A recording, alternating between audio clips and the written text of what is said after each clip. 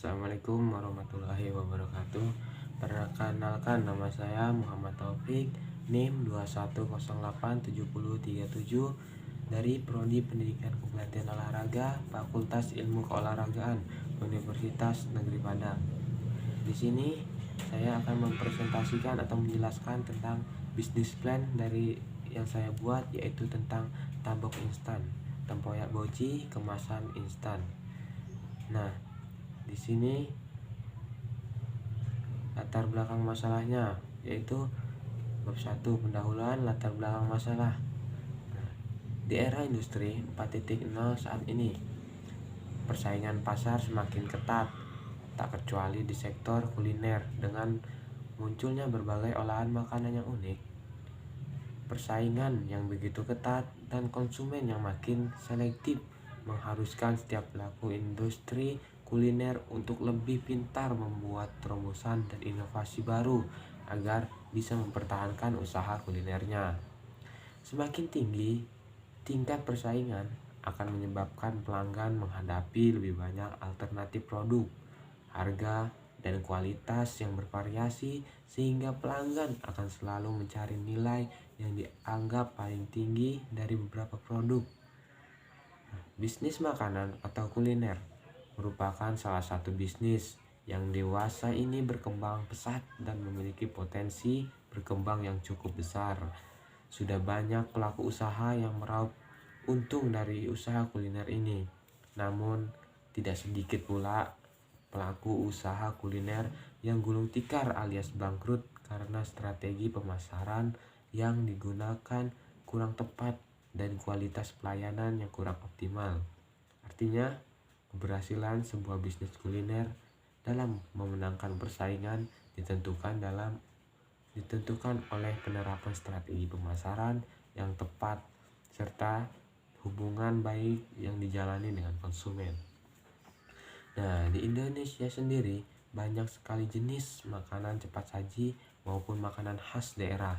Salah satu makanan khas daerah adalah tempoyak yang berasal dari Sumatera, tepatnya di Provinsi Jambi, di mana tempoyak ini sangat populer di kalangan masyarakat Jambi, baik untuk makanan sehari-hari ataupun dijual di rumah makan.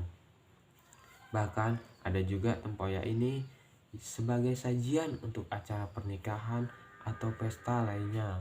Tempoyak adalah olahan bahan makanan yang berbahan dasar durian yang difermentasikan. Makanan tempoyak ini banyak diolah menggunakan ikan jenis apapun. Namun, di masyarakat Jambi, olahan tempoyak biasanya menggunakan ikan baung, karena tempoyak adalah makanan berbahan dasar durian yang difermentasikan dengan kombinasi ikan. Penulis melakukan inovasi terhadap tempoyak tersebut dengan memberikan sentuhan pada tempoyak tersebut berupa kreasi boci, di mana boci ini sebagai kombinasi dari tempoyak selain apa yang sudah dikenalkan oleh masyarakat pada umumnya. Boci berbahan utama tepung aci atau tepung kanji yang dibentuk bulat menyerupai bakso. Berdasarkan latar belakang yang sudah dipaparkan oleh penulis, maka penulis mengangkat judul tentang tabok instan, yaitu tempoyak boci kemasan instan. Nah, di sini ada rumusan masalah. Rumusan masalahnya yaitu bagaimana proses pembuatan tabok instan, lalu bagaimana proses pemasaran tabok instan, terutama di Kota Padang. Nah, tujuannya yaitu mengetahui proses pembuatan tabok instan, lalu untuk mengetahui bagaimana proses pemasaran tabok instan itu sendiri. Lalu luaran program. Nah, luaran yang diharapkan dari pelaksanaan bisnis plan atau perencanaan kewirausahaan ini tentang tabok instan ini, yaitu penulis berharap memperkenalkan makanan khas daerah Jambi dengan inovasi baru dan mendirikan usaha mandiri di kalangan masyarakat Kota Padang. Lalu kegunaan program menumbuhkan jiwa wirausaha bagi mahasiswa terutama dan masyarakat, sehingga mampu mengembangkan berbagai jenis makanan dalam kehidupan sehari-hari. lalu menciptakan peluang kerja bagi masyarakat yang hobi di bidang wirausaha. Nah, yang ketiga, sebagai ajang promosi makanan khas daerah kepada masyarakat umum khususnya Kota Padang. Nah, di sini dua kondisi umum. Nah, tabu instan adalah label dari kegiatan usaha penulis karena bahan bakunya adalah durian dan tepung aci atau tepung kanji. Durian biasanya dikonsumsi secara langsung tanpa diolah atau difermentasi. Namun, penulis mengembangkan durian menjadi jenis makanan daerah dengan inovasi terbaru sehingga menjadi lebih menarik. Sementara boci merupakan makanan berbahan dasar tepung aci atau kanji, biasanya dikonsumsi masyarakat sebagai santapan makanan berkuah. Dalam inovasi ini, penulis membuat inovasi baru yang memadukan durian yang difermentasi dengan boci. Nah, durian memiliki manfaat bagi kesehatan tubuh, diantaranya memperbaiki suasana hati, mengatasi susah tidur, mengontrol tekanan darah tinggi, memasok energi, meningkatkan kesehatan tulang, menjaga kesehatan kulit, mendukung kesehatan jantung, menunjang kehamilan yang sehat, mencegah nyeri sendi, dan menjaga kesehatan pencernaan. Dengan beberapa manfaat tersebut, durian dapat dikonsumsi oleh semua kalangan dengan porsi yang sesuai.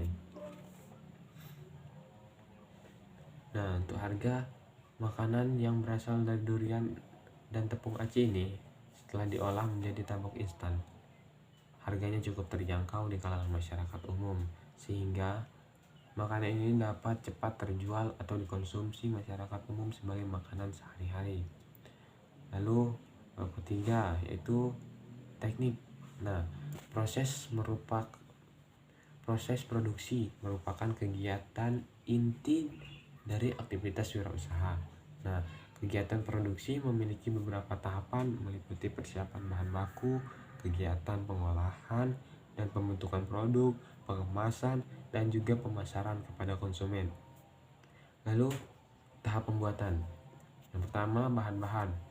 Bahan-bahannya yaitu ada durian 2 buah, tepung terigu 15 sendok makan, tepung tapioka 15 sendok makan, bawang merah 3 siung, bawang putih 3 siung, garam 1 sendok teh, kaldu bubuk 1 sendok teh, lada bubuk setengah sendok teh, air 250 ml, daun bawang 2 helai, seledri 2 helai, minyak 2 liter, dan cabai merah.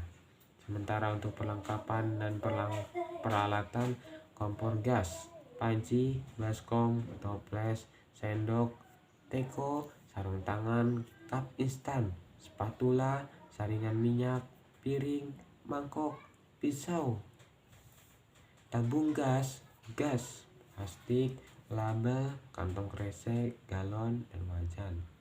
Nah, cara pembuatan. Yang pertama, pembuatan tempoyaknya terlebih dahulu. Nah, pertama, pisahkan daging durian dengan bijinya. Lalu yang kedua, masukkan ke dalam toples dan tambahkan garam.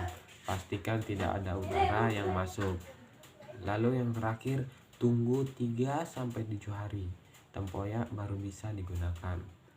Lalu yang kedua, untuk pembuatan boci. Nah, yang pertama, siapkan alat dan bahan. Lalu masukkan tepung terigu, air, garam, dan lada ke dalam baskom. Lalu aduk sampai merata. Yang ketiga, masukkan adonan ke panci. Lalu panaskan sampai adonannya menggumpal.